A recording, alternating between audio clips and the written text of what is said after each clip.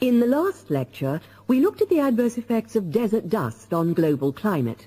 Today, we're going to examine more closely what causes dust storms and what other effects they can have.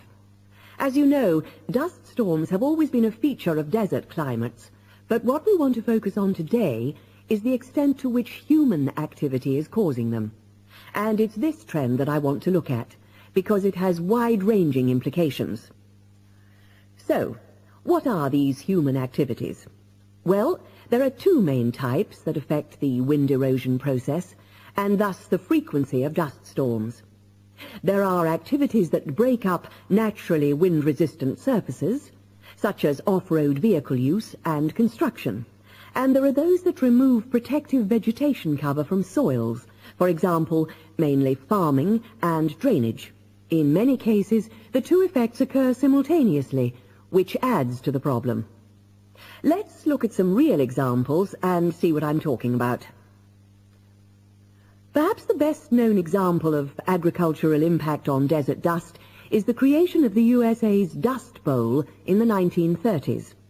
The dramatic rise in the number of dust storms during the latter part of that decade was the result of farmers mismanaging their land.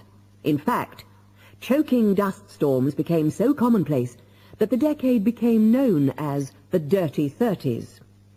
Researchers observed a similar but more prolonged increase in dustiness in West Africa between the 1960s and the 1980s, when the frequency of the storms rose to 80 a year, and the dust was so thick that visibility was reduced to 1,000 meters. This was a hazard to pilots and road users. In places like Arizona, the most dangerous dust clouds are those generated by dry thunderstorms. Here, this type of storm is so common that the problem inspired officials to develop an alert system to warn people of oncoming thunderstorms. When this dust is deposited, it causes all sorts of problems for machine operators. It can penetrate the smallest nooks and crannies and play havoc with the way things operate, because most of the dust is made up of quartz, which is very hard. Another example. The concentration of dust originating from the Sahara has risen steadily since the mid-1960s. This increase in wind erosion has coincided with a prolonged drought, which has gripped the Sahara's southern fringe. Drought is commonly associated with an increase in dust-raising activity, but it's actually caused by low rainfall, which results in vegetation dying off.